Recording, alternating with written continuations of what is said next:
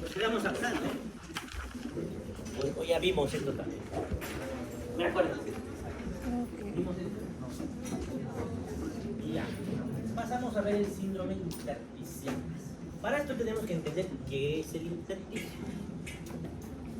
¿Qué es el intersticio pulmonar?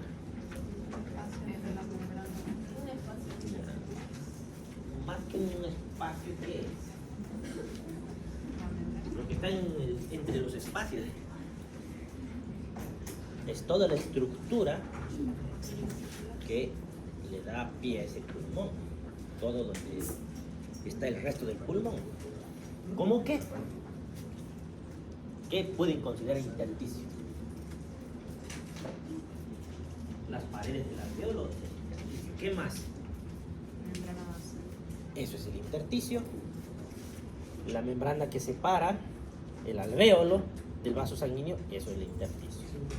Entonces, ¿qué le pasa a ese intersticio? ¿Por qué hay el síndrome intersticial? Por ejemplo, la parte más importante es el espacio que separa el vaso sanguíneo del alvéolo. ¿Para qué sirve ese espacio? Para el intercambio gaseoso. Para el intercambio gaseoso. Y en el síndrome intersticial hay una inflamación primeramente de ese intersticio, hay un edema. Entonces, ¿qué le va a pasar a ese intersticio? Va a ser más grueso. Y al engrosar, ¿qué va a pasar con ese intercambio gaseoso?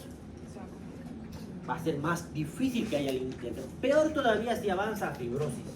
Entonces, clínicamente, ¿qué va a tener el paciente con síndrome intersticial? Va a haber disnea, ¿no?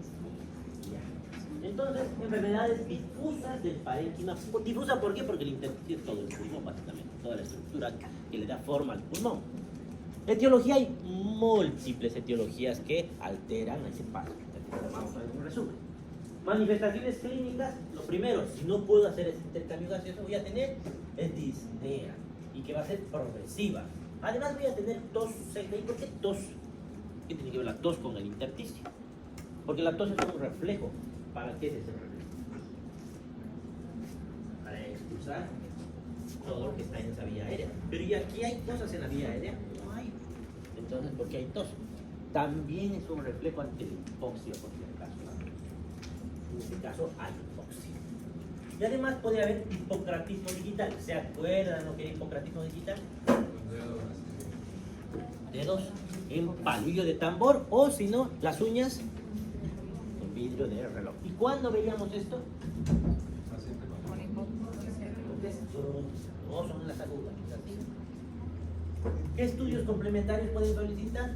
Una radiografía de tórax, una tomografía de tórax, gases en sangre. Ustedes no han llevado todavía radiografía de tórax, pero podemos meter levemente. Los patrones, ¿se acuerdan lo que eran los patrones pulmonares? Eso era radiología. Te dije que era parecido a lo que eran los síndromes. Solo que los síndromes, ¿qué tienen?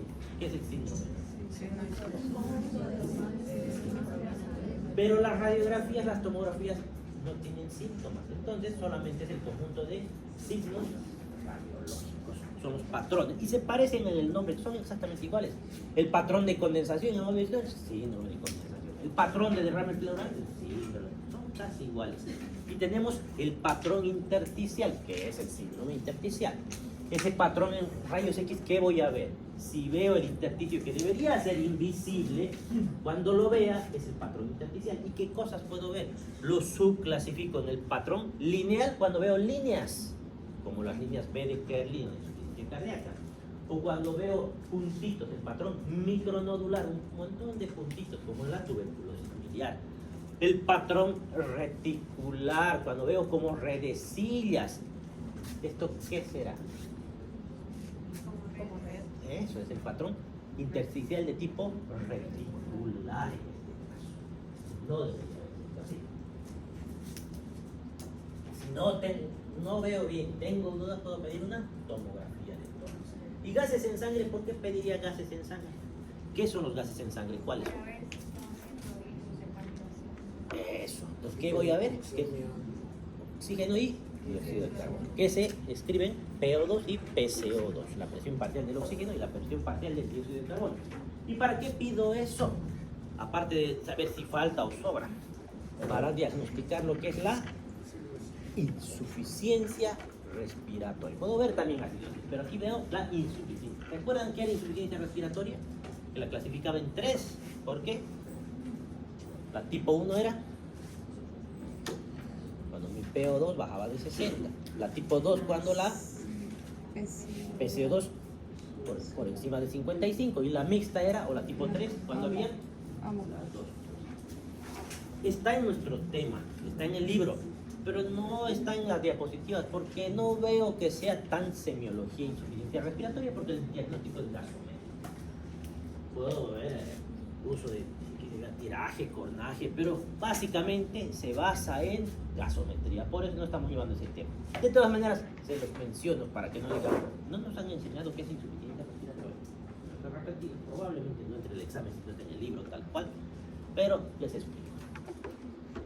El término intersticio resulta engañoso porque aunque este lugar se inicia el proceso patológico, la enfermedad termina comprometiendo el espacio aéreo. O sea, se supone que no afecta al espacio aéreo. El espacio aéreo, ¿de qué estamos hablando? Del alveolo y de los bronquios. Pero termina afectando al espacio aéreo y la vasculatura al final. Y este gráfico más o menos nos hace entender. Aquí tenemos el alveolo, el espacio del alveolo. Hay los tipo 1, tipo 2. Tenemos el intercambio gaseoso con el vaso sanguíneo. Y esto es el intersticio. Este espacio, o eso también es el intersticio. Pero aquí me dificulta ese intercambio gaseoso si está engrosado ese intersticio. Los neumocitos tipo 1, ¿para qué son? 1 es el que le da esa estructura al alveolo. Y los neumocitos tipo 2, ¿para qué sirve el surfactante? ¿Ah? ¿Y cómo, qué significa eso? A ver, expliquen. Digan, no soy un médico, estoy viniendo a la universidad a que me expliquen, porque no tengo idea de qué significa tensión superficial, no sé qué significa lo que me están diciendo. Háganme entender. La unión de las moléculas ahorita que se colapsa el alveolo. Ya, está bien, sigo sin entender. Que las paredes, los alveolos se mantengan, se colapsen pegando unas con otras. Y ya, eso ya. Puedo entender un poquito más eso. O sea, yo entiendo perfectamente, pero como para que entiendan sus pacientes. No se olviden que eso le tienen que explicar a gente que no sabe nada de medicina. Y es el techo. Ahí están todos sus alveolos. Y este sería el intersticio. Y el surfactante sería lo que queda al medio, que evita que colapse. Porque al pegarse unos con otros le da una estructura que evitan ese colapso. ¿Cuándo puedo no tener el surfactante? Por ejemplo, en la enfermedad del síndrome de distrés respiratorio del recién nacido, donde no hay surfactante, entonces hay colapso. ¿Ya? ¿En quién es más probable que encuentre eso, varones o mujeres? Varones. ¿Por qué? Porque las mujeres se desarrollan más rápido. Exactamente. ¿Y qué le doy a las pacientes para que no tengan estos sus bebés cuando nacen? Porque cuando veo ya que el embarazo no va bien y estoy pensando probablemente haya un parto pretérmino. Como en quienes, por ejemplo, si mi paciente tiene que diagnóstico. Preeclampsia, por ejemplo, por ahí hay que sacar ese bebé antes. O algo veo que no está yendo, tiene una infección urinaria que hace que se dilate el cuello, tiene contracciones. ¿Qué voy a hacer? ¿Y cómo voy a madurar esos pulmones? Corticoides. Muy bien. Esa es la idea de saber para qué sirven estos neumocitos. Ahora, ese intersticio cuando se engrosa, aquí estoy viendo el patrón en vidrio esmerilado, que se ha visto mucho en lo que era el COVID. Solo que el vidrio esmerilado en el COVID era más alrededor del pulmón, no era tanto al medio, está todo el pulmón comprometido. Veía patrón en vidrio esmerilado, vidrio deslustrado en los bordes del pulmón. Eso, primero hay un agente causal o un estímulo inductor, algo que se inflame, puede ser el virus, puede ser un agente tóxico, etcétera, etcétera. Una vez que se inflama ese intersticio, es una alveolitis. Si paso de eso, voy a hacer una lesión epitelial endotelial. Va a engrosar más todavía ese intersticio. Y si paso de eso, voy a hacer una fibrosis. No todos terminan en fibrosis. Por ejemplo, en algunas situaciones como en el COVID, pasaba el evento inflamatorio y desaparecía en la mayoría de los pacientes. Pero en algunos hacen fibrosis, que es una cicatriz. Ha reparado ese epitelio con un epitelio más fuerte. Y por tanto está engrosado, está fibrótico. Y aquí estoy viendo el patrón en panal de abejas. Hay destrucción alveolar. Y finalmente, después de la fibrosis, va a haber un colapso alveolar. Y todos los alveolos hacen atelectasia. También podemos encontrar el patrón en mosaico. Fíjense como los zetas están, como estas rositas tal cual están haciendo su patrón intersticial.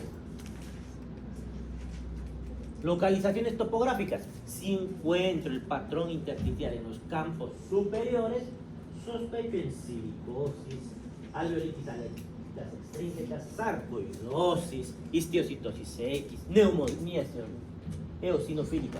Si encuentro en los campos inferiores, tengo que sospechar en fibrosis pulmonar idiopática. ¿Qué significa fibrosis pulmonar idiopática? Tengo fibrosis pulmonar, vaya uno a saber por qué. No lo sé. Puede encontrar enfermedades asociadas al tejido conjuntivo como la artritis reumatoide, el lupus eritematoso sistémico, en la asbestosis. Asbestosis es común en nuestro medio. ¿Dónde encontramos asbesto en nuestro medio? ¿Han visto las construcciones, más que todo las que son de hace unos 10, 15 años, que en el techo tienen como granizo? Ese efecto lo logran con el asbesto. Eso tiene asbesto, eso es tóxico.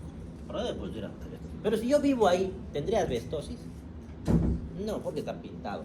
¿Cuándo puedo llegar a tener asbestosis? Si se me ocurre sacar eso y cambiarle el techo, y lo hago personalmente y empiezo a picar y crea un polvo. Eso me voy a meter asbesto. Hay que tener mucho cuidado con eso. Ya, estando ahí no molesta, pero en el momento que yo saque o quiera perforar para poner un cuadro o lo que sea, ahí, por eso está prohibido en algunos países el asbesto.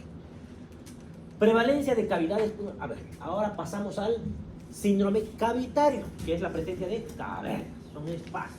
¿En qué enfermedad vemos las cavernas? En la tuberculosis más que todo. Pero fíjense, son espacios de más de 3 centímetros de diámetro. Y fuera de ser de más de 3 centímetros de diámetro, tienen paredes gruesas y lisas. Esas son las cavernas. Y en este caso, más que caverna, ¿en qué sospecharían? Ya les he enseñado la otra vez. ¿Qué notan de llamativo en este hueco? Sí. ¿Ah? Hay líquido. ¿Y cuando esta línea se ve qué se llama? Una línea perfecta. ¿Tiene líquido? Esta. ¿Qué hay ahí? ¿Por qué se ve la línea? Eso se llama nivel hidroaéreo. El hidroaéreo, ¿qué les hace asociar? En absceso de pulmón. Siempre que vean esa línea, piensen en un absceso de pulmón. Cuando está en un hueco, ¿no? Porque si la línea está en todo el pulmón, voy a pensar en otra cosa. En el caso de las cavernas, en una pieza patológica, todos estos huecos son lo que son las cavernas. Son campos superiores. ¿En qué enfermedad he pensado que ha matado a mi paciente?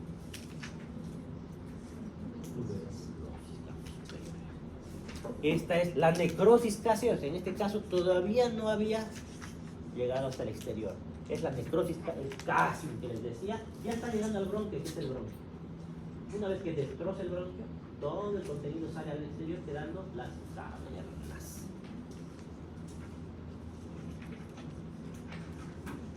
¿Listo? Eso fue todo.